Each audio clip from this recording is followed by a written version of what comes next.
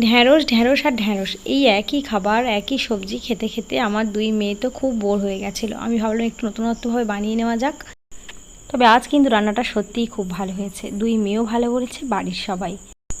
এই যে ছোটো মাছগুলো, মোয়াটি মাছ আছে, পুঁটি মাছ আছে, আর কত রকমের মাছ আছে, সব রকমের ছোটো মাছ লবণ হলুদ আর সামান্য লঙ্কার গুঁড়ো মিশিয়ে তেলের মধ্যে দিয়ে ভেজে নেব। একেবারে ডুবো তেলে দিইনি, অল্প তেল দিয়ে ভেজে নিয়েছি। ওপর থেকে দেখলাম কালারটা কেমন হয়ে গেছে, তাই মাছের ওপর থেকে অল্প লঙ্কার গুঁড়ো আর হলুদের গুঁড়ো দিয়ে দিয়েছি কালারটাকে একটু ঠিক করে নেওয়ার জন্য। ব্যাস এইভাবে উল্টে পাল্টে সুন্দর করে কড়া করে ভেজে নিয়েছি।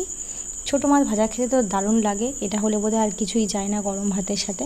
তো এই মাছটা দিয়ে আজকে দারুণ একটা রান্না বানিয়ে নেবো, আর সাথে ঢ্যাঁড়স দিয়ে। এখন মাছ পুরোপুরি ভাজা হয়ে গেছে, কড়াই পরিষ্কার করে নিয়ে আবার একটু সর্ষের তেল দিয়ে দেবো, আর তারপরেই দিয়ে দেবো গোটা জিরে। তেলের মধ্যে গোটা জিরে ফোড়ন দিয়ে নেওয়ার পরে দিয়ে দেবো কাঁচা লঙ্কা আর পেঁয়াজ। একটা মিডিয়াম সাইজের পেঁয়াজ নিয়েছি আর দুটো চেরা কাঁচা লঙ্কা দিয়ে দিয়েছি। ব্যাস এইটাকে সুন্দর করে এবার ভেজে নেওয়ার পালা। আমার প্রত্যেকটা রান্না যেটা না করলেই নয়, এই পেঁয়াজ আর কাঁচা লঙ্কার মধ্যে অল্প একটু লবণ দেওয়া।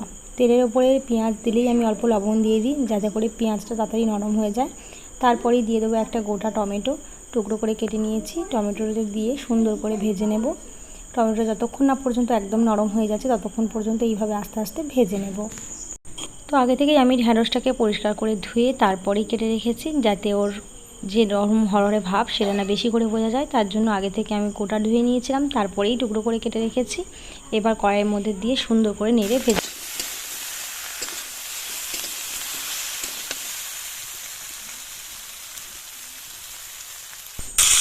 অল্প একটু ভেজে নেওয়ার পরে দিয়ে দেবো হলুদের গুঁড়ো আর লঙ্কার গুঁড়ো, দিয়ে আরও ভালো করে ভাজে নেবো যতক্ষণ না পর্যন্ত সুন্দর করে ঢ্যাঁড়সটা ভাজা ভাজা হয়ে যাচ্ছে। দেখতে যতক্ষণ না ভালো লাগছে ততক্ষণই ভাজবো। তারপরেই দিয়ে দিয়েছি আমি জল। ভাজা এখন প্রায় সুন্দরভাবে হয়ে গেছে, কালারটাও খুব সুন্দর এসে গেছে। এই পর্যায়ে আমি দিয়ে দেবো জল। জল খুব একটা বেশি দেবো না, কারণ একটু মাখা মাখা তরকারিটা হবে, তাই ওই এক বাটি, ছোট্ট বাটির এক বাটি মতো জল দিয়ে দিয়েছি। ব্যাস এবার ঢাকা দিয়ে দেবো। ওই 15 থেকে 20 মিনিট মতো ঢাকা দিয়ে রাখলেই সুন্দরভাবে রেডি হয়ে যাবে। অল্প সেদ্ধও হয়ে গেছে আর ভেঙেও যায়নি ঢ্যাঁড়সগুলো। এই অবস্থায় ভেজে রাখা মাছটাও দিয়ে দিলাম, দিয়ে সুন্দর করে নাড়িয়ে নিয়ে আর 5 মিনিট মতো বসিয়ে রাখলেই উনুনে হয়ে যাবে আমার সুন্দর একটা ঢ্যাঁড়সের তরকারি, যেটা খেতে গরম ভাতের সাথে দারুণ হয়েছিল। পারলে একবার বাড়িতে অবশ্যই ট্রাই করো।